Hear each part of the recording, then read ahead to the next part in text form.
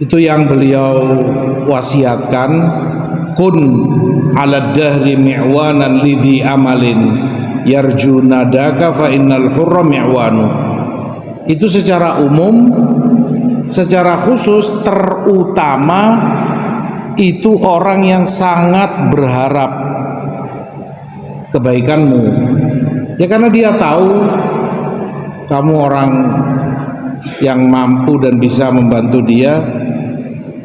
Kedua, karena hubungan baiknya denganmu, itu teman dekatmu, teman akrabmu, itu kerabatmu, keluargamu, mungkin itu pamanmu, bibimu, sepupumu, yakni karena kedekatan maka lebih berhak untuk mendapat perhatianmu. Dalam hadis Aisyah radhiyallahu taala anha, ya Rasulullah, innali jarain fa ila ayyihima uhdi. Ya Rasulullah, aku punya dua tetangga, ke siapa hadiah itu aku berikan? Maka Rasulullah SAW jawab padanya, ila aqrabihima ilaiki baban, yang pintunya lebih dekat kepadamu. Maka semakin dekat orang, baik itu dekat hissi maupun maknawi. Kedekatan hissi ya tadi, secara konkret memang lebih dekat denganmu, satu tembok bahkan rumahnya dengan kamu, maka dia yang paling berhak mendapat kebaikanmu, ihsanmu. Atau itu maknawi karena tadi persahabatan yang lama, yang sangat dekat, atau hubungan famili, keluarga. Yang jelas di kamu sangat diharapkan jangan membuat orang itu kecewa padamu.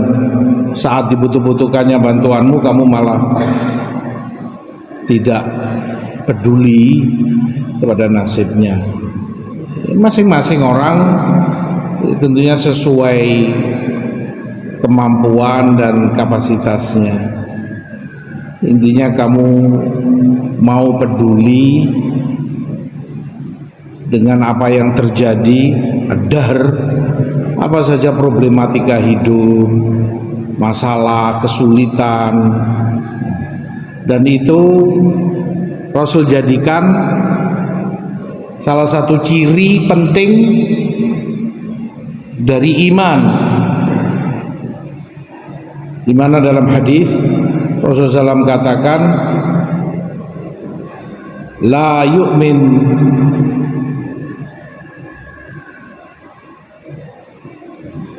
la yashba'u mu'min wa jaruhu ja'i', kama qala sallallahu alaihi wasallam. Enggak beriman seseorang, dianya kenyang sementara tetangganya dalam keadaan kelaparan.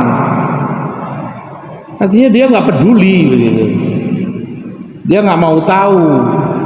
Yang penting dirinya kenyang, makan enak, tetangganya seperti apa, kesulitan, dia nggak peduli.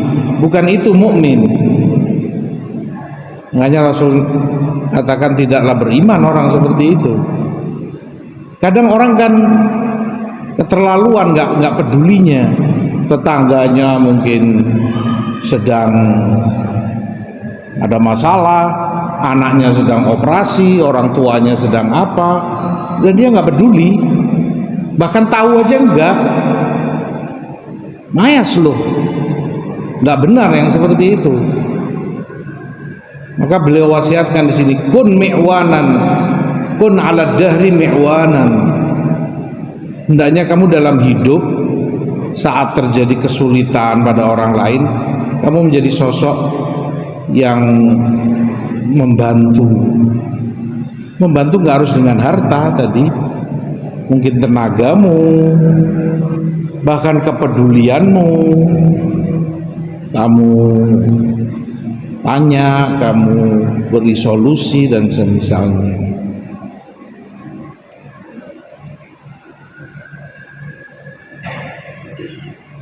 Di hadis juga Rasulullah SAW kabarkan kalau di akhirat itu berbuntut panjang. Dalam riwayat Rasulullah sebutkan, kam min jarin muta'alliqun bijarih yaumal qiyamah yaqulu ya Rabb salhu lima aghlaqa babahu duni wa mana'ani ihsana.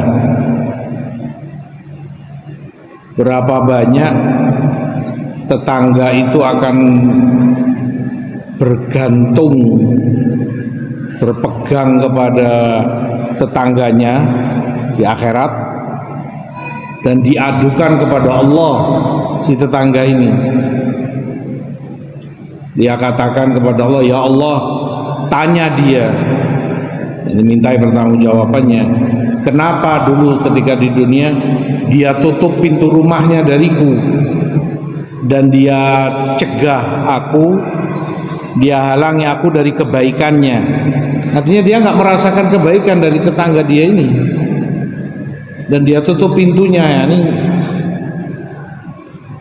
yang semestinya itu hak dia sebagai tetangga, nggak pernah nengok, nggak pernah bantu, nggak pernah peduli. Makanya Islam sangat mementingkan hal itu, dan itu yang beliau tuangkan di sini. Jadilah sosok yang mi'wan, ringan tangan, gampang bantu, peduli. Dengan alasan-alasan tadi, kita pun ini namanya orang, subhanallah, ada saja kesulitan menimpa kita, problem, balasannya juga akan serupa.